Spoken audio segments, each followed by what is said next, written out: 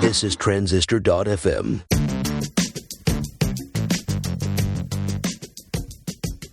Nothing we've ever done has been like, shoo, there's never been, and 3.5 or 4 years ago, we asked Jason Fried that at 37 Signals. Because he had office hours, and we called him, and we said, what did you do to see that, spike? And he was like, there's never been a spike. If you've dreamed about building your own product, you are in the right place this week. The hilarious, talented, and honest Allan Branch joins us to talk about why he's leaving LessConf behind to focus on LessAccounting. Product People would not be possible without the support from the fine folks at Sprintly. If you're building software with a team of people and you want to make your development process more transparent for the whole company, Sprintly is for you. Now, anyone can check in and see what stage certain features are at. Founders and product managers can get the pulse of the whole company in one place. I want you to try Sprintly for free, www.sprint.ly. After your trial is over, use my coupon code ProductPeopleTV2013 for 10% off. If you've always wanted to write your own ebook, join myself, Sasha Grafe, Nathan Barry, and Paul Jarvis for a live hangout about self-publishing on August 26th, 2013. Go to www.selfpublishinghangout.com and you can sign up there. Hi, I'm Justin, and this is Product People, the podcast focused on great products and the people who make them.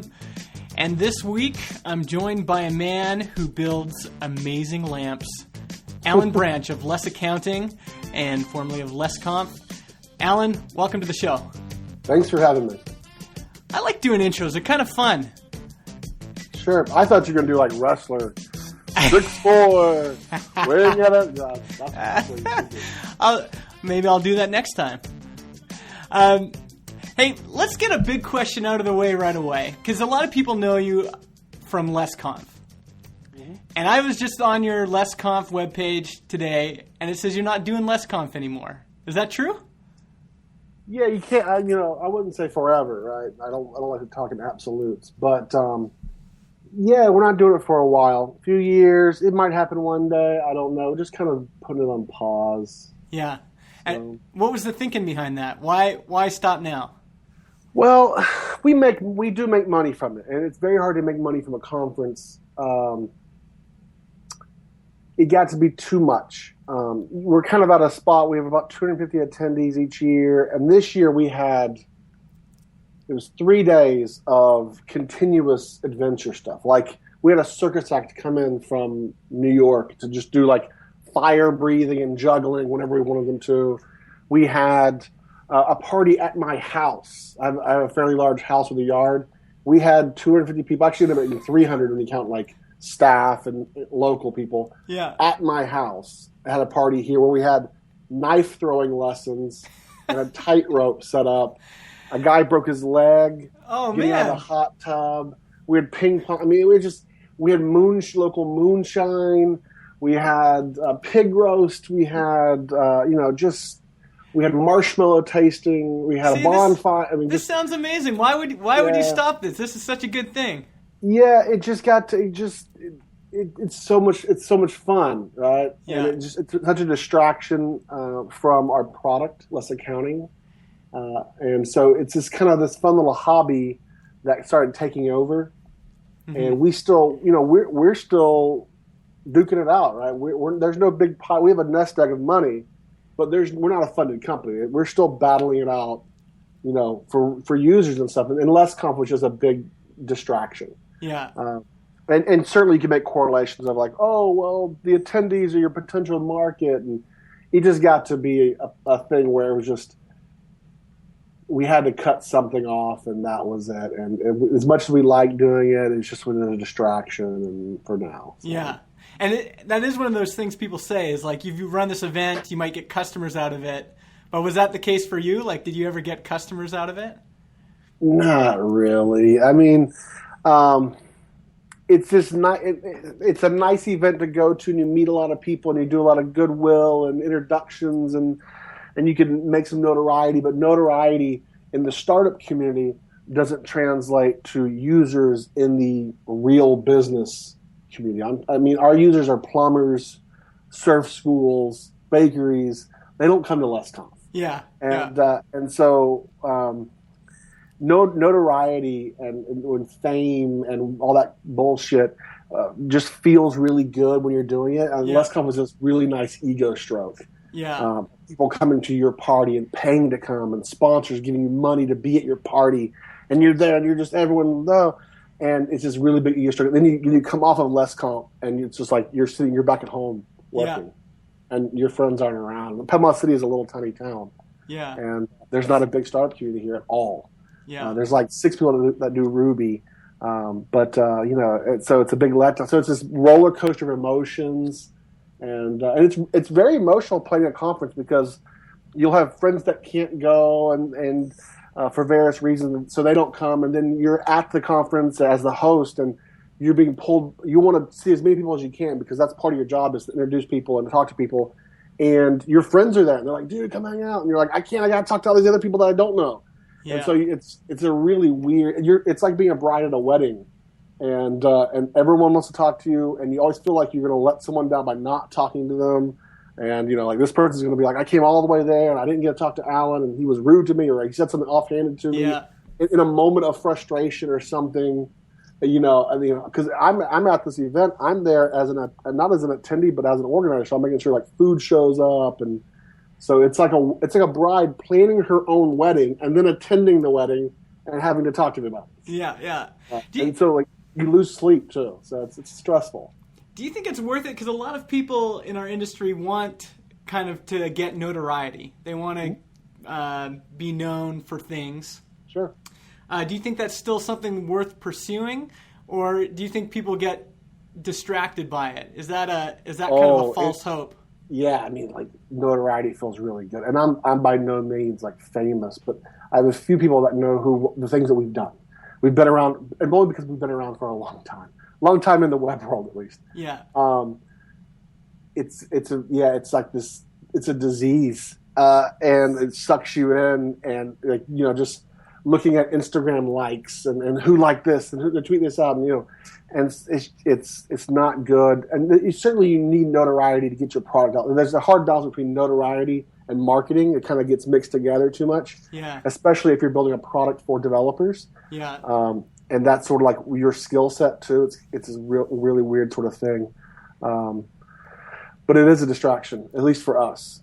Startups are not our target market. One, because most startups aren't running their business like a business. Yeah. They're just building their product. They don't really care about accounting, as opposed to someone who has a restaurant who has to really watch their margins and hit their budgets and report their taxes. Startups and especially tech startups are just not really known for good accounting. Yeah, they're not thinking about that. Well, I want to know how you and Steve, because you guys are known for being kind of nuts, like kind of wild, crazy guys. Sure. How the heck did you get into accounting software? Yeah. So the backstory to LessEverything is in 2006, I was a designer doing Rail stuff with a few contract developers. Okay. And I had a project go awry in fall 2006. And Steve had contacted me previously because I had SEO'd for Ruby on Rails in Jacksonville, Florida, I was living in Birmingham. My sister lived in Jacksonville, so SEO brought us together, and so he contacted me, and he was like $50 an hour, which for me was like a lot of money. That was a ton of money, and so I brought him on to kind of save the project, and he did. I was doing fixed bid, he was doing hourly, but he would push back on features that were out of scope because the client was pushing me around. And say, I'm charging for this time, and it's not in scope. You didn't get paid for this. And so he was the first developer that actually looked after my well-being and my best interest. And I was like, wow, this guy, he had good UI sense and had some nice wisdom about him. And then by the end of that year, I started throwing around ideas. Software as a service to me was a new idea. I didn't really know anything about it. I started throwing around ideas to different developers I've been working with of, hey, what about a social network to connect golfing buddies? Shit like that. Yeah. And I had an idea for an expense tracker, and so did Steve. And he was like, I kind of like this idea. And I was like, yeah, my uncle's a CPA. He was like, my mom's a CPA. And we just started kind of building that in like the end of 2006. And then 2007, we formed LessEverything together and got married, basically, is what you could call it. Yeah. And been building it ever since. So. Huh. And so what are the challenges with running a business like that? Because there is kind of, there's some wisdom. Some people say you only should build a product for people in your niche or your kind of world. And, how do you how have you built this business for, for people that need accounting software, small businesses? Yeah, so small business is a gigantic thing, right? It's any business under 500 employees. But most people's bookkeeping is fairly close. Everyone thinks their problems are like unique snowflakes. Yeah. But it really isn't. It's all, revenue streams or projects, and they all could use tags. It's fairly, when you get into people that have like reselling inventory and holding on to inventory and depreciating it, that's when you start getting a little bit weird. Accrual accounting is a little bit weird. The problem we face is taking this sort of simple feature set and explaining it for all the different situations people have, and then all the different sort of preconceived notions of what bookkeeping is, the baggage that QuickBooks gives you, because QuickBooks kind of teaches you this weird terminology or traditional accounting terminology that we try to unteach people. That's really what the problems that we've always faced in the past few years. And then getting in the door of accountants who use QuickBooks and have been using QuickBooks for 20 years. Yeah. And they make money off of QuickBooks consulting and the problems that QuickBooks generates. So it's kind of this weird sort of cycle. But we are building a tool for ourselves. That's really it started out as an expense tracker, and we moved into invoicing and proposals because that's what we needed. And at the time, we had never heard of FreshBooks. Yeah. And I don't know of any other invoicing apps. I'm sure there were hundreds, but I had never heard of any. Yeah. And so we really just built features as we need them. As LessEverything has grown from Steve and I paying ourselves $3,000 a month each, which is what we were paying ourselves, nothing. Yeah. To multiple millions of dollars, and our accountants will say, "You need to move to QuickBooks because you've outgrown LessAccounting." We'll say, "What do you mean?" And they'll say, "Well, you need to add depreciation or a balance sheet." We'll say, "Well, tell us how we can do that, or tell us what do you mean," and we'll figure it out. And so we built it from the ground up, as opposed to MBA trying to figure out how to build software. Yeah, and so it's kind of scaled with you guys as you've grown as a business. Exactly. Okay, there's a few different places I want to go here. The first is you mentioned that you guys were paying each other $3,000 a month. Where did that money come from while you were building this product? Oh, okay. So we did that. So 2007 when we formed, I had a few leftover clients, and Steve had a couple clients that needed continuing work. And we had more clients coming in the shoot, but we said, what can we afford to pay ourselves? Because I was making like $60,000 a year or something as a freelancer, basically. And I don't remember what he was making. But we both kind of took pay cuts to form LessEverything because we wanted to build up a nest egg. Mm-hmm. But we never really took off time to work on LessAccounting. It was always, immediately when we formed LessEverything, we started getting work. The first year of LessEverything we did, in 2007, we did like $600,000 in client work. Wow. And built LessAccounting. And so we were doing client work and staying up late at night to work on LessAccounting, or hiring people to work on LessAccounting. And we did that for years. LessAccounting, I would say it was 2009 before it was making like $5,000 a month. Okay. So it was years of work. Yeah. That's the misconception, is like it's just going to start raining money on you. Yeah. In reality, we are the cockroach in the accounting industry. Like, we just won't. You can't kill us. There's been plenty of competition come and go. New invoicing apps and little accounting app things pop up, and they just can't outlast us. They'll burn through money. They'll get bored. They won't see a hockey stick. They'll switch to something else, and we just keep trudging along. Yeah.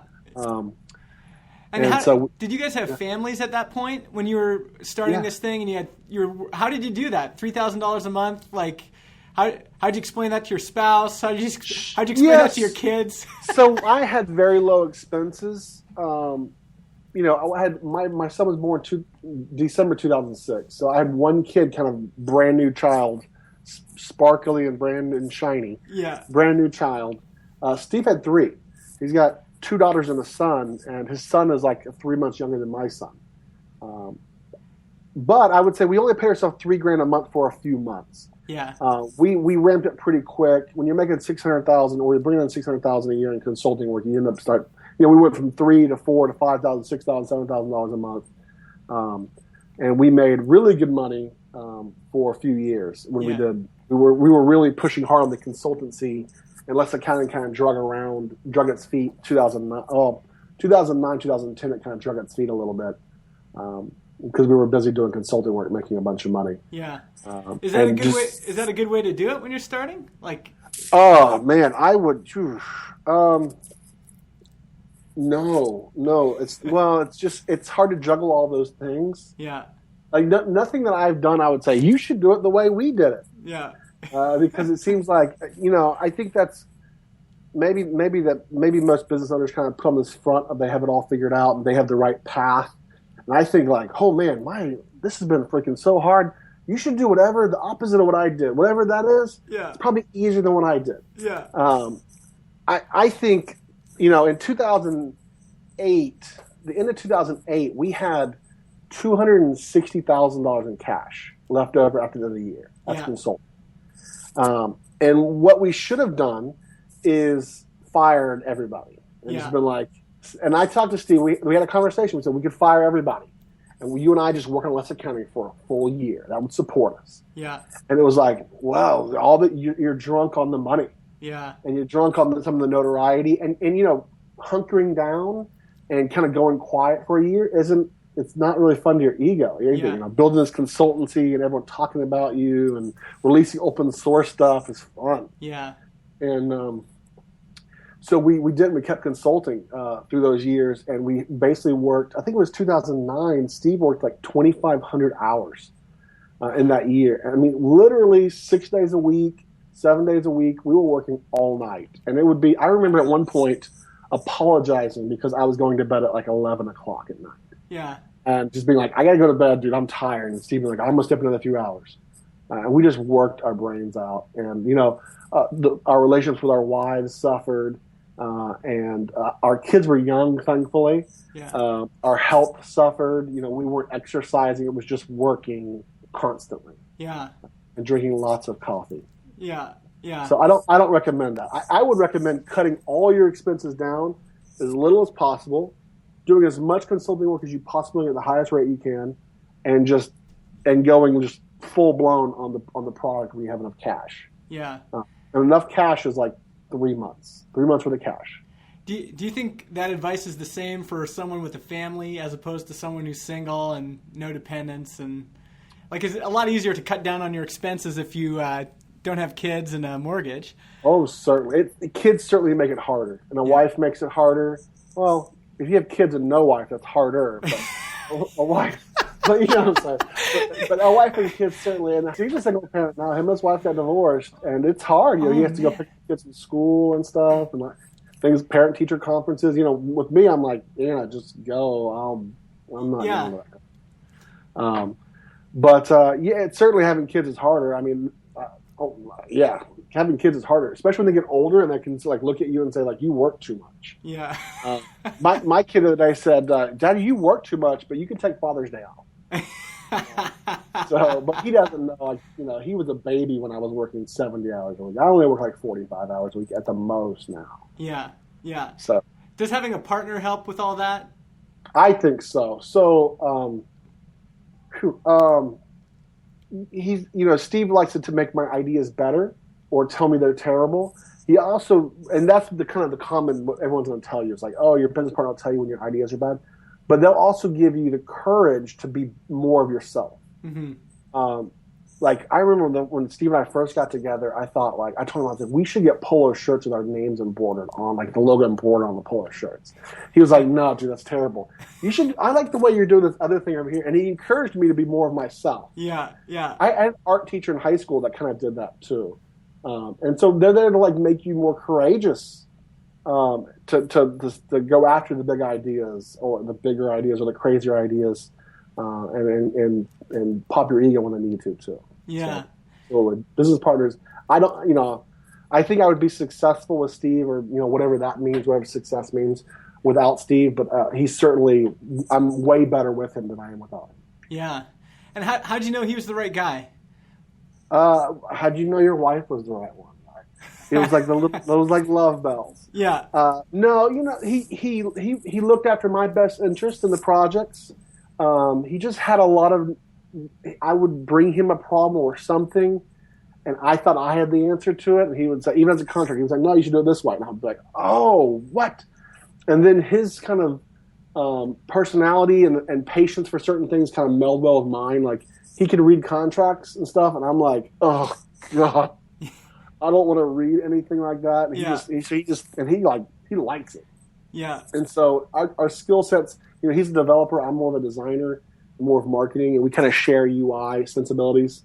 But it just seemed to kind of be the right thing. Never in this business have I ever been like, like master plan kind of thing. It's always just kind of felt right kind of thing. Like, oh, that doesn't really make sense. It kind of makes sense for the business, but kind of just feels right. Yeah. And so Steve it just felt right to work with Steve. Yeah. Now, so who is LessAccounting for? Like, what do you have a typical kind of customer that signs up and is like, this is our customer? Sure. So usually they're service-based people.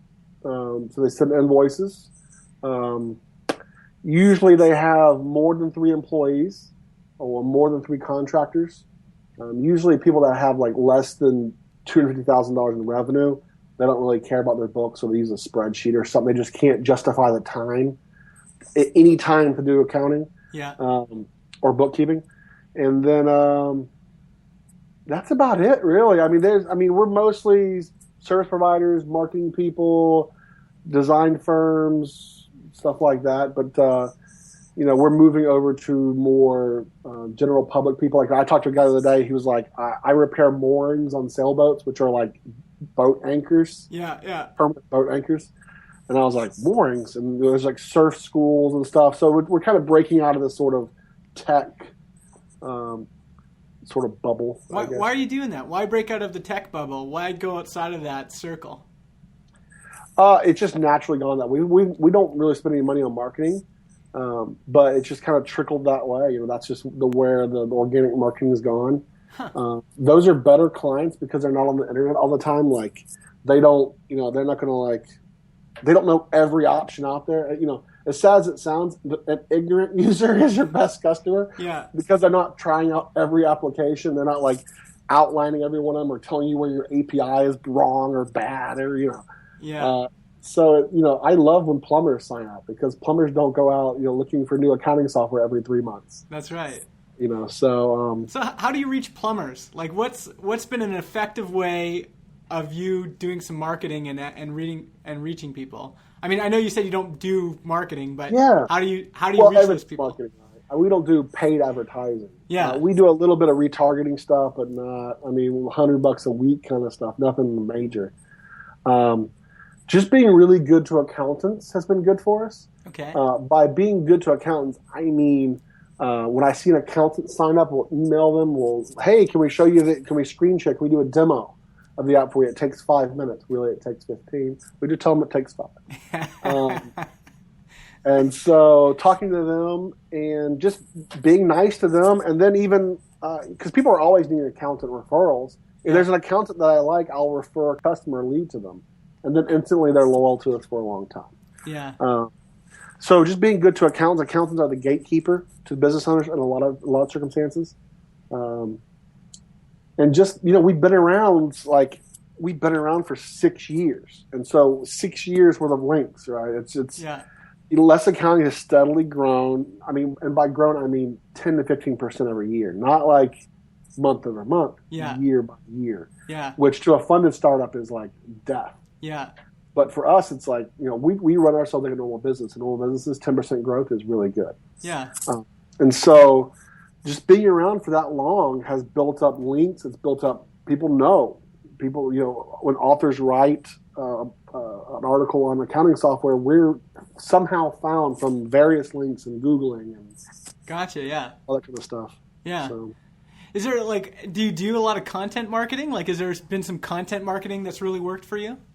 We just started doing content marketing here in the past 6 months. I'm not a huge nothing I'm not you got to do content marketing. We blogged for a lot of years on LessEverything.com and built up that sort of traffic. Yeah, that didn't help LessAccounting. Yeah. And so we started blogging under LessAccounting. It's blogged about 6 months ago. Yeah. And so the most kind of content marketing I will do is I will take a blog post that I'm thinking about writing and just doing some keyword research on it. Or I will look through support tickets to see what people are asking about that are not about features but about how they're running their business. And I'll write a blog post based off of our experiences that I've already had as a consultant, and I'll write a blog post about that. We've done ebooks and things like that too, but none of it was we should launch this book that'll give us a lot of traffic because of these keywords. It was never like that. It was, what do we know about? We know about relationships with our wives and our business partners. Let's write an ebook about that because that's interesting. Yeah. And people ask us about that. It's never some master plan. And so I don't write blog posts that are 10 ways to improve your business. Yeah. Or 9 ways, Shawshank Redemption is like being a business owner. I want to see that post now. Yeah. You gotta deliver on that one. I don't write any of that kind of stuff. I don't know. I like writing short little blog posts, something actionable. And do you actually get conversions on blog posts? Do you get conversions on the book? Do you actually get customers from those things? So we wrote a little primer that was a primer called Bookkeeping for Service-Based Businesses in 5 Minutes or something. And we have a coupon code at the back of that ebook. And that converts pretty well. Pretty well, I mean, a user once a week, once every 2 weeks. Nothing there's nothing we've ever done has been shoo, Yeah. There's never been, and 3.5 or 4 years ago, we asked Jason Fried that at 37 Signals. Yeah. Because he had office hours, and we called him and we said, what did you do to see that spike? And he was like, there's never been a spike. Yeah. And so you just do stuff and just putting stuff out there. And you look for a little return on investment, but a lot of times you can't track it. What we look for return is, did the revenue go up at all? And did support tickets go down or up? That's how I look for UI kind of cues if we're doing things better or worse. Yeah.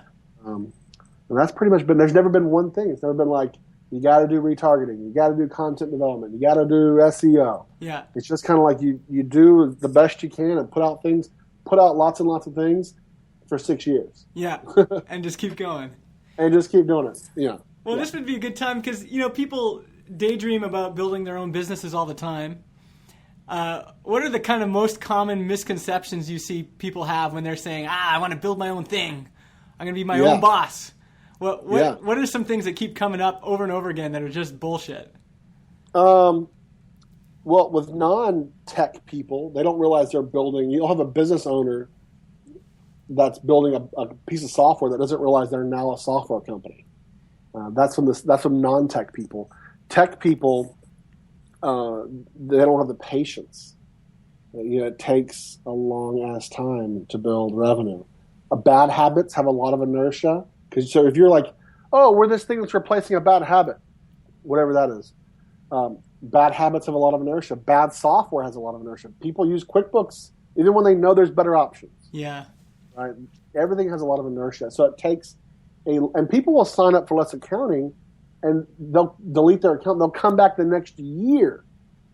So everything's so long tail and so slow, and people don't have patience. Mm-hmm. And that's what people don't realize, how much patience you have to have to get revenue. How long did it take for you guys to become profitable? I don't really know how to answer that because, we never really lived off of LessAccounting's revenue until 2011. Okay, so this is pretty new. Well, we had, 11 people in the company. Mm-hmm. So there at one point there was, for the past 5 years, there was always someone working on a consulting project. Yeah. Whether it's one person or the whole team. We just kind of slowly worked people out of the consultancy and even now, because we're an unfunded company and there's no big, huge money bag laying around, there's a cash pad, but there's not like a money bag of just like, let's spend money. Yeah. If someone came to us and said, $300 an hour to do some UI work for a month, I would say, let's do it. Yeah. Because I would love that little injection of cash to do some other little things with, right? I think that's actually kind of the dirty secret of a lot of SaaS businesses is because I talk to a lot of people and kind of like off camera, even some funded startups say, I can't tell anyone about this, but we're doing consulting work on the side. We're trying to, hustle as much as we can to keep money in the door. And a lot of people don't know that. They have this idea that we're just going to build this app and it's going to magically support us for the rest of our lives. Well, and when you build an app, that actually increases your leads because people are signing up for it. Josh Pigford at Pop Survey and Temper.io, good friend of ours, awesome, smart dude, he got his last client lead because he was signing up for Pop Survey, and they just started chatting via customer support. Yeah. And so, and also, if you use that product right in the sales process, that'll actually help sell your consultancy over other consultancies. Yeah. Because you'll say, hey, you want me to build a web app for you while I'm doing it for myself already, and why would you pick another consultancy that's not doing it? Yeah, exactly. Right? Are they too scared to do it? Or, why would you trust them? So, and you can say things like, well, we've done things with marketing, we've done things with customer support. We know how to build a customer support team. Does this other consultancy know how to do that? Can they help you with that? Yeah. So breaking away from consultancy is really hard too because the money is really good. And it's fun. And also think about this. We worked on LessAccounting for 6 years. That's a long road. And so having that break of consultancy work, a new client, a fresh code base, simple features is nice. Yeah. And so, a lot of people that call themselves SaaS businesses are still doing consulting work. And we would too. If a client came or a lead came in and said, hey, I got $300 an hour or something. Yeah. We would do it. You do it. Yeah. So what's next for LessAccounting? What's kind of like the next big challenge you've got to overcome? Ooh. There's no major. There's a couple integrations we're trying to work on. There's no big major sort of like rush to get out. The past few months have been kind of interesting for us. We've always tried to like compare ourselves and go after like Xero. Xero is a funded company, right? They're Xero.com, Xero.com. They are a publicly traded company in New Zealand. Yeah. And it took them up until last year to finally have more users than we did. And we were just like, wow, we gotta beat them. We gotta do better than them. And then about May, we just said, you know what? We don't have to own the market. And we're not going to, and we can't because they've spent $170 million, right? That's kind of ridiculous for us. Yeah, we're like 11 people. $170 million will take out a lot of plumbers, man. They have 500 employees, right? And so it's like we can't. My happiness has always been based off of my expectation of myself. And that trickles down to my expectation of other people in the company and just everything. And so, we're a profitable SaaS company and we can carve out our little niche and just trudge along. And this is great. Yeah. But we've kind of had to adjust our level of expectation in the past few months. And because it's really disheartening to kind of compare yourself to companies that are just burning money. Yeah. And it's like, and they might burn themselves out. Who knows what their life. But when people say, "Why should I use you guys over Xero or Wave Accounting is another one?" Yeah, I can only say that we're profitable and we'll be here in 10 years. Yeah, exactly. I don't know how long they'll be here. Maybe they'll be here forever. They can be here forever too. I don't need the whole market to make a living and be happy. Yeah. So it's lowering the bar and just kind of being realistic with what success is. Yeah. So why don't we end on this? With all this stuff we talked about, because business is hard, building stuff is hard, maintaining stuff is hard, customer support is hard. What keeps you going? Why do you keep doing this? Well, being a business owner or doing less accounting, or what do you mean? Yeah, what keeps you going doing less accounting? Why do you keep working on it? What's the drives you to get out of bed and work on that product? Sure. Well, there are things that, like, we haven't delivered the solution that we want to deliver, and partially because the aim has changed from features to that just do bookkeeping, that are more like collaborational features between accountants and business owners and business partners. But we're not satisfied with less accounting yet. So there are features that we're implementing and want to implement. There's still a roadmap that we're really excited about. And I like connecting to business owners, as cheesy as that sounds. Like the vast majority, like I'll help out with customer support, especially on Fridays and Mondays. And like the vast majority of it, it's fun. It's nice. They're nice people. And then they see like the co-founder respond, and they're like nice. They don't realize like how small of a company we are. Yeah. They'll be like, "Oh, it's so cool," and I'm like, "Oh, that's cool," and I'm glad you like our software. That's cool that you like our software. Yeah, yeah. Right, and it's a genuine like appreciation. Like we had a person cancel their account yesterday. They'd been with us for 5 years, and like I was like, "Fuck, 5 years? That's 5 years." Yeah. Thank you. Like seriously, like I don't marginalize like your money is the reason why I'm at home in my gym shorts. Yeah. Like thank you. Yeah. We run this company like I get to do whatever I want. Like not just like I don't get to like delete databases and like just, it's not like do whatever I want doesn't mean like being retarded. Yeah.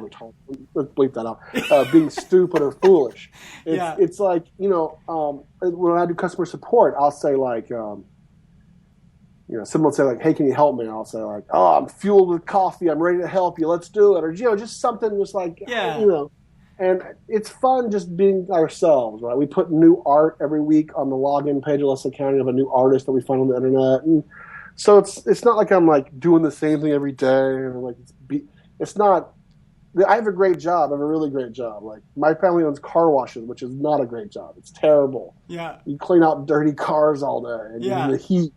We have really great jobs. Our bar success is no longer way up here. It's right here. We're still kind of going towards it. There's things we want to accomplish, but I have a great job. So every day I wake up and I'm like, I'm excited about it. I'm not going to say every day because that's bullshit. No one's ever excited about every day I work. Yeah. But the vast majority of days I wake up and I'm like, oh, there's this thing I didn't do yesterday that I'm really excited about doing today. Yeah.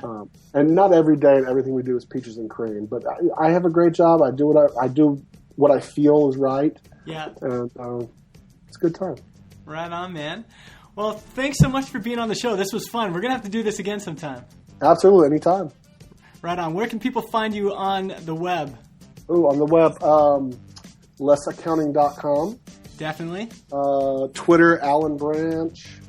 I make lamps. You mentioned that in the intro. Yeah. That's my hobby. Pixels are not really that fun. There's no legacy in pixels. So building lamps is sort of what I do for fun. And what's the website for that? MassalinaDrive.com. There's only like 2 lamps in there now. I'm kind of sold out. But right on, man. It's a fun hobby. Cool. Well, thanks again. Good talking to you.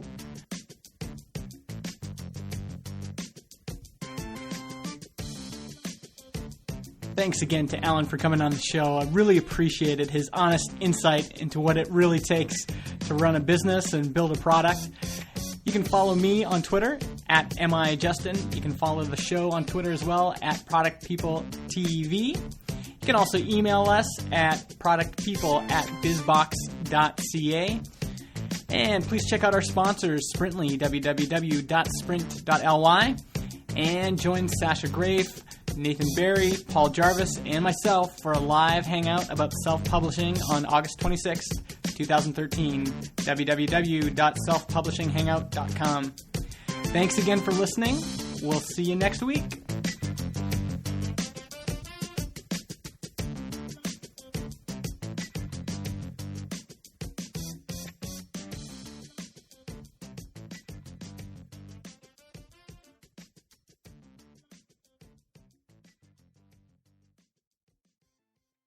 Podcast hosting is provided by Transistor.fm. They host our MP3 files, generate our RSS feed, provide us with analytics, and help us distribute the show to Spotify, Apple Podcasts, and more. If you want to start your own podcast or you want to switch to Transistor, go to transistor.fm/Justin and get 15% off your first year.